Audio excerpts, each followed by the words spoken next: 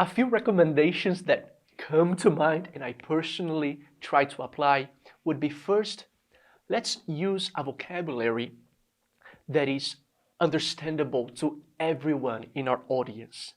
And let's be intentional about communicating deeply but relevantly the Bible content that we are proclaiming in such a way that even those people without any biblical knowledge can understand.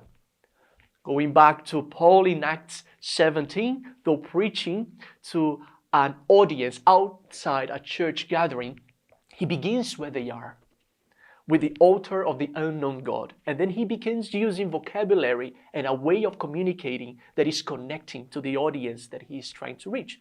Therefore, I would suggest we use translations and we use definitions and we use synonyms to biblical content that we are communicating. I don't expect everyone to know who a prophet is, or an apostle is, or what the New Testament is, or even if I say the Gospel of John. I want to make sure our friends and Christians then know how to communicate that to their friends, what I'm talking about. In relation to that, I also think we need to give extra context and background to the content we are communicating. We often say, as you know, Moses was, no, hold on a minute. They probably don't know who Moses was, what the people of Israel went through. So briefly describe it.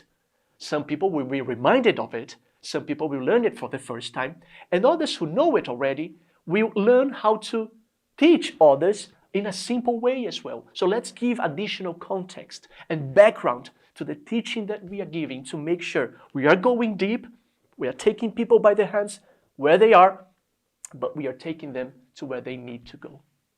Thirdly, I would also recommend that particularly our introductions are communicating with all sorts of people in our audience, beginning further back, so that from the beginning of our messages, we are getting people's attention, respect. We are acknowledging that this message is for all of you here. And oftentimes, I think we begin where Christians are. We presuppose an interest in the biblical content we are communicating.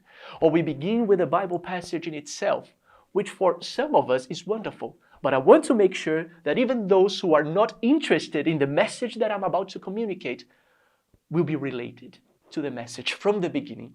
And I'll begin where they are, perhaps with their fears or questions or the news of this week or this morning, or some trend that everyone is talking about. And from there, I will show how the biblical passage that we are exploring speaks to that situation.